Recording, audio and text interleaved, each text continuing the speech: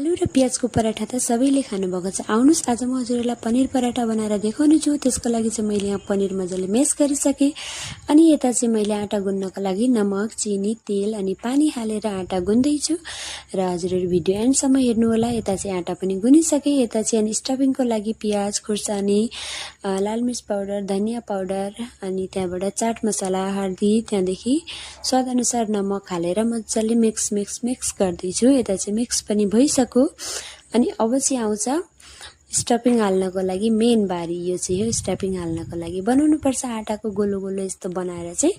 अनि अब चाहिँ यहाँ मजाले स्टफिङ फुल भरेर यसलाई मोमो बनाउँदा कसरी कुची बनाउँछु त्यसरी नै कुची बनाउनु पर्छ।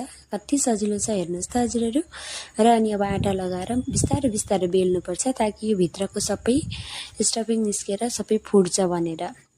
र हेर्नुहोस् त कति गोलो गोलो भएको छ।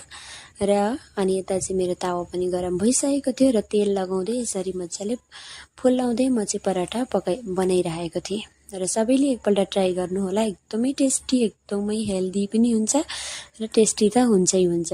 र हेर्नुहोस् त एउटा गर्दै यसरी चाहिँ मैले धेरै नै पराठा बनाइसकेको थिएँ। र अनि यहाँ हेर्नु न आज चाहिँ फेरि यति गोलो गोलो भइरहेको थियो र क्रन्ची जस्तो पनि भइरहेको थियो।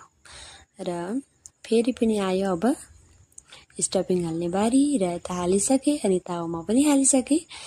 र कस्तो लाग्यो हजुरहरूलाई भिडियो कमेन्ट गर्न नभुल्नु होला। भिडियो बनाउन एकदमै मेहनत छ, सबैलाई थाहा छ। यता चाहिँ मेरो सबै थोक बनेर तयार भइसक्यो। पराठा, दही अनि टमाटरको चटनी भेट्न पाउँदा के खोज्नुहुन्छ त गाइस।